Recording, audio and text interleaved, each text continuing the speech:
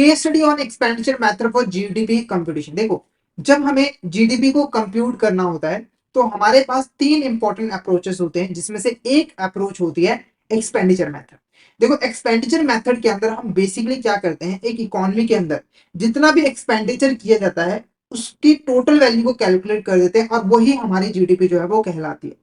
Basically देखो, expenditure method के अंदर एक इकोनॉमी के अंदर एक स्पेसिफाइड पीरियड के अंदर जितना भी एक्सपेंडिचर किया गया है उसको जब हम सम कर देते हैं, यानी कि उसका जब टोटल निकालते हैं तो वो हमारा बनता है जीडीपी। ठीक है, तो इस मेथड के अंदर हमारे जीडीपी के चार इंपॉर्टेंट कंपोनेंट होते हैं। पहला कंजम्पशन। कंजम्पशन के अंदर जो हाउस होल्ड होते हैं, जो कि इंडिविजुअल्स होते हैं, वो जो भी गुड्स और सर्विसेज पे स्पेंड करते हैं, खर्च करते हैं, वो आता है। उसके बाद आता है इन्वेस्टमेंट। इन्वेस्टमेंट के अंदर बिजनेस जो भी एक्सपेंडिचर करता है कैपिटल गुड्स के ऊपर, इन्वेंट्री के ऊपर, वो इंक्लूड होता है। फिर आता है गवर्नमेंट स्पेंडिंग। गवर्नमेंट यहाँ पे जो भी स्पेंड करती है, जैसे कि मिलिट्री के लिए कोई गुड्स एंड सर्विसेज यहाँ पर बाय करना है, वगैरह वगैरह। उसके बाद आता है नेट एक्सपोर्ट। नेट एक्सपोर्ट क्या होता है, तो सिंपली देखो, टोटल एक्सपेंस में से जब आप इंपोर्ट को माइनस कर देते हो तो जो नेट एक्सपोर्ट आता है, यानी कि जो डिफरेंस आता है, वो नेट एक्सपोर्ट जो है वो होता है। तो एक्सपेंडिचर मेथड के अंदर ये चार इंपॉर्टेंट कंपोनेंट होते हैं जिनसे मिलकर हमारा जीडीपी जो है वो बना होता है। हमारा जीडीपी जो है वो बना होता है।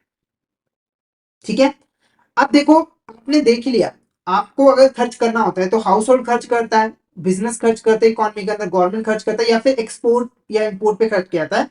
तो ये सारे जो एक्सपेंडिचर्स है वो हमने इंक्लूड कर लिया। ठीक है, तो जब हम इनका टोटल निकाल लेते हैं तो जो टोटल वैल्यू होती है वो हमारी जीडीपी जो है वो निकल कर आती है। जैसे हम यहाँ पर एक क्वेश्चन भी करेंगे, तो क्वेश्चन देखो क्या है, country x has the following economic figures for current year. देखो, कंट्री एक्स है, फॉलोइंग इकोनॉमिक फिगर्स है, जैसे प्राइवेट कंजम्पशन है 10 करोड़ के, ग्रॉस इन्वेस्टमेंट है 20 करोड़ रुपीस के, गवर्नमेंट स्पेंडिंग है 50 करोड़ रुपीस के, एक्सपोर्ट जो है वो 30 करोड़ के है और इंपोर्ट है 20 करोड़ के। अब हमें एक्सपेंडिचर मेथड का यूज करके कंट्री एक्स की जो जीडीपी है उसे कैलकुलेट जो है वो करना है। देखो, इसका फॉर्मूला सिंपल सा है, आपको सभी एक्सपेंडिचर को ऐड करना है। ठीक है, तो देखो, सबसे पहली चीज private consumption, gross investment, government spending plus हमारा जो नेट एक्सपोर्ट है, इनको आपको प्लस करना है। तो प्राइवेट कंजम्पशन हमारी कितनी है, प्राइवेट कंजम्पशन है हमारी 10 करोड़, प्राइवेट कंजम्पशन है हमारी 10 करोड़। उसके बाद ग्रॉस इन्वेस्टमेंट हमारी कितनी है, 20 करोड़।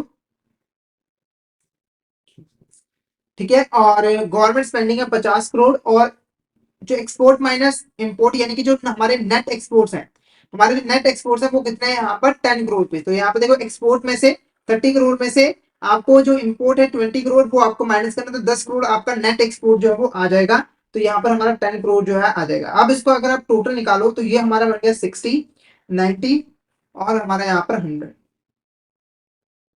सॉरी 60, हमारे यहाँ पर 80 और 90। तो 90 करोड़ हमारे यहाँ पर करेक्ट आंसर रहेगा, यानी कि कंट्री एक्स की जो जीडीपी है वो कितनी होगी, यहाँ पर ऑप्शन सी 90 करोड़ जो है वो रहेगी। तो इस तरीके से आप जो है एक्सपेंडिचर मेथड का यूज करके आसानी से जो है वो जीडीपी को कंप्यूट जो है वो कर सकते हैं। तो आई होप आपको यहाँ तक क्लियर हो गया होगा। अगर आपको किसी भी तरह का डाउट है तो आप चैट बॉक्स में मैसेज करके जो है वो पूछ सकते हो। ठीक है, अब एक चीज मैं यहाँ पर आपको बता दूं कि जब भी आप एक्सपेंडिचर मेथड का यूज करते हो, यानी कि सारे के सारे जो एक्सपेंडिचर है जब आप उसको ऐड करके जीडीपी कैलकुलेट करते हो, तो आपका जो जीडीपी निकल कर आता है वो निकल कर आता है एट मार्केट प्राइसेस। किस पे निकल कर आता है, एट मार्केट प्राइसेस, क्योंकि जो भी एक्सपेंडिचर किए गए हैं वो बेसिकली मार्केट के अंदर ही किए गए हैं, मार्केट प्राइसेस पे ही किए गए हैं। अब नेक्स्ट क्वेश्चन हमारा क्या है, इन country X the following economic data is provided for the current year, GDP at market price. जो हमने अभी जीडीपी कैलकुलेट किया कंट्री एक्स की, वो है 90 करोड़ रुपीस। ठीक है, उसके बाद यहाँ पर कुछ इनडायरेक्ट टैक्सेस दिए हुए हैं 10 करोड़ के, और सब्सिडीज दिए हुए हैं 5 करोड़ के। और अब हमें जीडीपी एट फैक्टर कॉस्ट जो है वो कैलकुलेट करना है। तो मैंने आपको ऑलरेडी बताया, फैक्टर कॉस्ट का मतलब है जब हम किसी गुड्स और सर्विसेज की जो वैल्यू है वो उसके कॉस्ट प्राइस पे कैलकुलेट करते हैं, और मार्केट प्राइस का मतलब जब हम मार्केट प्राइस पे कैलकुलेट जो है वो करते हैं।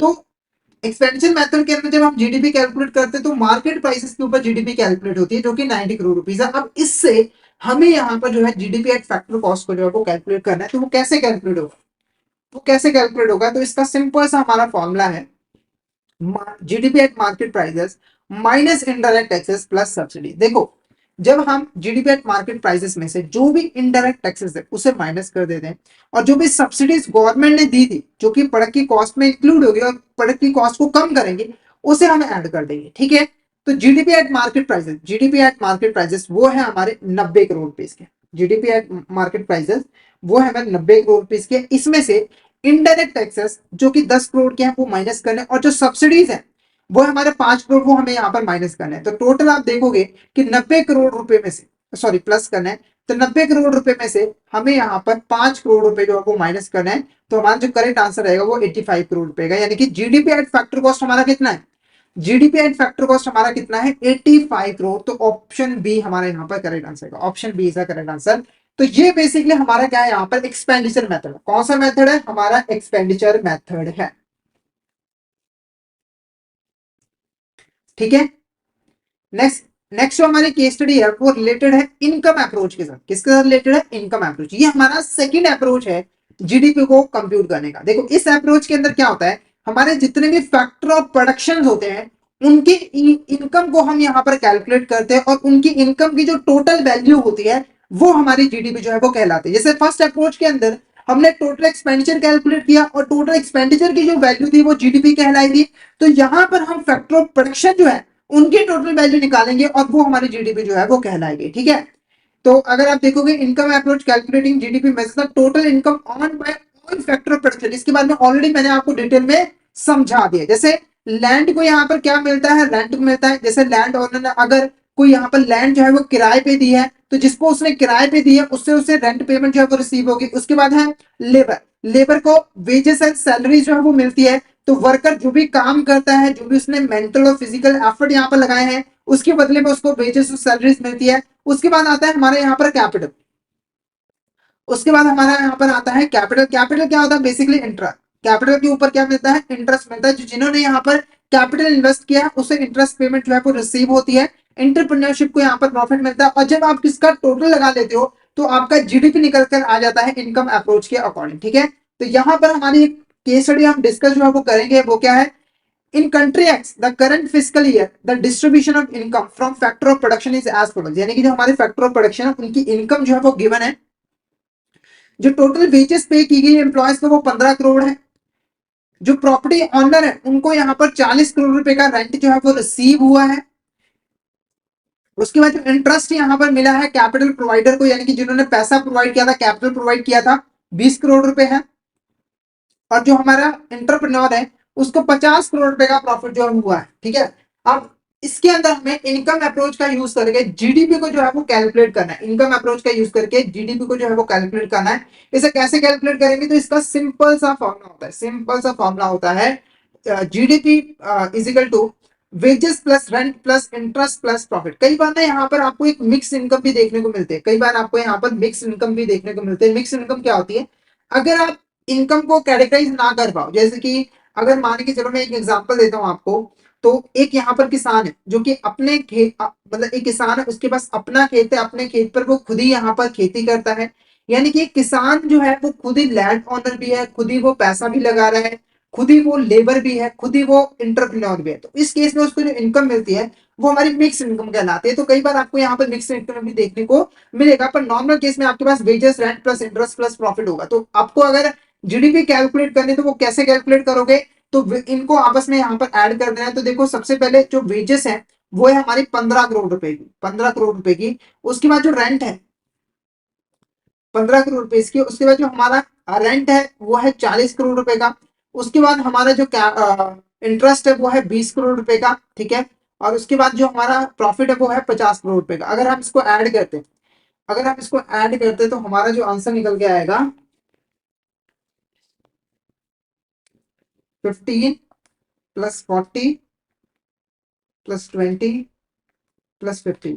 तो ये हमारा निकल के आएगा 125 करोड़। 125 करोड़ ये हमारी जीडीपी जो है निकल कर आई। तो ऑप्शन डी हमारे यहाँ पर करेक्ट आंसर रहेगा, option D is the correct answer. एक चीज आप ध्यान में रखना कि जब आप इनकम अप्रोच का यूज करके जीडीपी को कंप्यूट करते हैं तो आपका जो जीडीपी निकलता है वो होता है gross domestic product at factor cost, यानी कि कॉस्ट प्राइस पे आप जीडीपी कैलकुलेट जो है वो करते हैं। ठीक है, अब नेक्स्ट क्वेश्चन देखो क्या है, in market in country X the following economic data is provided for the current year. GDP at factor cost is 125 crore, जो कि हमने अभी कैलकुलेट किया है। Indirect taxes are 10 crore and subsidies are 5 crore. Calculate the GDP at market price. ठीक है, तो यहाँ पर हमें जीडीपी जो है वो मार्केट प्राइस पे कैलकुलेट करना है। अब जीडीपी को हम मार्केट प्राइस पे कैसे यहाँ पर कैलकुलेट कर सकते हैं, तो इसका हमारा सिंपल सा फॉर्मूला होता है। क्या होता है फॉर्मूला, तो जीडीपी एट फैक्टर कॉस्ट में हमें इनडायरेक्ट टैक्सेस को प्लस करना है, और जो सब्सिडीज है उसे हमें माइनस करना है, जिससे हमारी मार्केट प्राइस पे जो जीडीपी है वो कैलकुलेट हो जाएगी। तो जीडीपी एट फैक्टर कॉस्ट की अगर हम बात करें तो वो है हमारा 125 crore. GDP at factor cost की बात करें तो वो है हमारा 125 करोड़। उसमें हमें इनडायरेक्ट टैक्सेस जो कि 10 करोड़ रुपीज है वो प्लस करने हैं, और माइनस करने हैं सब्सिडीज जो कि 5 करोड़ रुपए, यानी कि हमें टोटल जो है यहाँ पर 5 करोड़ रुपीज, 5 करोड़ रुपीज जो है वो ऐड करने हैं। तो हमारा 130 करोड़ रुपीज, 130 करोड़ रुपीज ये हमारा जीडीपी निकल कर आ जाएगा एट मार्केट प्राइसेस। तो ऑप्शन डी हमारा यहाँ पर करेक्ट आंसर रहेगा। Option D is the correct answer. Option D हमारे यहाँ पर करेक्ट आंसर जो है वो रहेगा। ओके, तो एक बार मुझे कंफर्मेशन दे दीजिए, क्या आपको ये दोनों अप्रोच जो है वो क्लियर है? और इन दोनों अप्रोचेस में अगर आपको कहीं पे भी कोई भी डाउट हो तो आप चैट बॉक्स में मैसेज करके पूछ सकते हो। तो फटाफट से चैट बॉक्स में मुझे बता दीजिए क्या आपको यहाँ तक क्लियर है। और यहीं पे मैं आपको बता दूं कि हमारी यहाँ पर रेगुलर बेसिस पे एएफएम और आईएफएस की क्लासेस जो है, लाइव क्लासेस जो है वो कंडक्ट की जाते हैं हमारे यूट्यूब चैनल के ऊपर, जहां पर हमारी ये जो क्लास है वो 6 PM to 8 PM जो है वो रहती है। ठीक है, इन क्लासेस के अंदर हम बेसिकली शुरू से जो है सारा का सारा सिलेबस जो है वो डिस्कस करते हैं, और हम जो डिस्कशन करते हैं वो केस स्टडीज और क्वेश्चन के फॉर्म में जो है वो करते हैं। तो अगर आप एएफएम और आईएफएस की एग्जाम की प्रिपरेशन अच्छे तरीके से करना चाहते हो तो ये जो क्लासेस है वो आपके लिए काफी ज्यादा इंपॉर्टेंट है। तो इन क्लासेस को आपको रेगुलर बेसिस पे जो है यहाँ पर ज्वाइन करना है, रेगुलर बेसिस पे जो है वो ज्वाइन करना है, ताकि आपकी प्रिपरेशन अच्छे तरीके से हो सके और आप पहले ही अटेम्प्ट में अपने एग्जाम को क्लियर जो है वो कर सको। ठीक है, नेक्स्ट क्वेश्चन की हम बात करें, अगर हम नेक्स्ट क्वेश्चन की बात करें, dash is an approach use to compute GDP by focusing on the value generated each stage of production, and it measures the contribution of each sector or industry to the economy, excluding the value of intermediate input to avoid double counting। यानी कि हमारी ये तीसरी approach है। तीसरे approach का नाम यहाँ पर क्या है? Gross value added approach. क्या है हमारा यहाँ पर?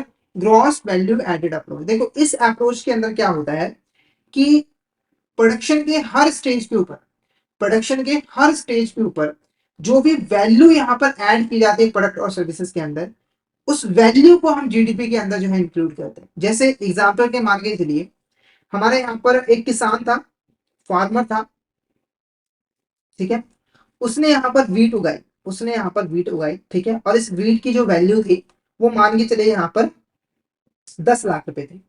ठीक है, तो जब यहाँ पर वीट्स को उगाया गया तो यहाँ पर कितना, 10 लाख इसकी जो है वो वैल्यू थी। ठीक है, उसके बाद देखो नेक्स्ट, ये जो वीट थी वो एक कंपनी को फार्मर जो है वो सेल कर दिया, और कंपनी ने क्या किया, इसके ऊपर प्रोसेसिंग की, इसके ऊपर प्रोसेसिंग की, और इसको आटे में जो है वो कन्वर्ट कर दिया, यानी कि फ्लोर में जो है वो कन्वर्ट कर दिया। ठीक है, अब ये जो फ्लोर था उसकी जो वैल्यू थी वो कितनी थी यहाँ पर? 15 लाख रुपए। यानी कि 10 लाख की जो वैल्यू थी वीट की, उसके अंदर 5 लाख रुपए की यहाँ पर वैल्यू जो है वो ऐड की गई इस स्टेज के अंदर। उसके बाद इस आटे को जो है आगे इस कंपनी ने एक बेकरी को जो है वो सेल कर दिया, और इस बेकरी ने इसके ऊपर प्रोसेसिंग करके यहाँ पर बिस्किट जो है वो बनाए, बिस्किट जो है वो बनाए, और अब इस आटे की फ्लोर की जो वैल्यू है वो 20 लाख रुपए हो गई। यानी कि इस स्टेज के अंदर 5 लाख रुपए की वैल्यू और यहाँ पर ऐड की गई। तो जो ग्रॉस वैल्यू एडेड अप्रोच है उसके अंदर ये जो वैल्यू ऐड की जा रही है उसे हम इंक्लूड करते हैं। सबसे पहले देखो, फार्मर ने जो वैल्यू ऐड की 10 लाख रुपए की, इसे हम कहाँ पे इंक्लूड करेंगे? हम इसको जीडीपी में इंक्लूड करेंगे। उसके बाद ये जो 5 लाख रुपए की वैल्यू इस कंपनी ने प्रोड्यूस की है, इसे भी हम जीडीपी में इंक्लूड करेंगे। पहले 10 लाख रुपए, फिर उसके बाद 5 लाख रुपए। ठीक है, अब कंपनी ने तो, आप बोलेंगे कि कंपनी ने तो 15 लाख की गुड्स यहाँ पे जनरेट किया, पर देखो उसने जो वैल्यू ऐड की है वो सिर्फ और सिर्फ 5 लाख के, 10 लाख तो पहले की वैल्यू थी जो कि फार्मर ने यहाँ पे प्रोड्यूस की थी। ठीक है, तो इसे हम इंक्लूड नहीं करते हैं इंटरमीडिएट गुड्स को। उसके बाद बेकरी ने जो 5 लाख की वैल्यू और प्रोड्यूस कर दी, इसे भी हम इंक्लूड करते हैं। तो यहाँ पर हमारे जो टोटल जीडीपी निकल कर आए वो कितनी है? 20 लाख। इस तरीके से हम ग्रॉस वैल्यू जो एडेड है, जो ग्रॉस वैल्यू मतलब ग्रॉस वैल्यू है एडेड है, उसे कैलकुलेट करके उसका जो टोटल निकालते हैं उससे जो है जीडीपी मेजर जो है वो कर लेते हैं। एक चीज आपने ध्यान रखना है कि जब हम ग्रॉस वैल्यू एडेड का यूज करते हैं तो जो भी हमारे इंटरमीडिएट इनपुट्स होते हैं, जो भी आप रॉ मटेरियल वगैरह यूज कर रहे होते हो, जिसे पहले ही जीडीपी में इंक्लूड कर लिया जाता है, उसे आपको माइनस जो है वो करना होता है, और जो एक्चुअल में आपने वैल्यू ऐड की होती है उसी को आपने जीडीपी में जो है इंक्लूड करना होता है। ठीक है, तो हमारा जो ऑप्शन ए है वो हमारा करेक्ट आंसर जो है वो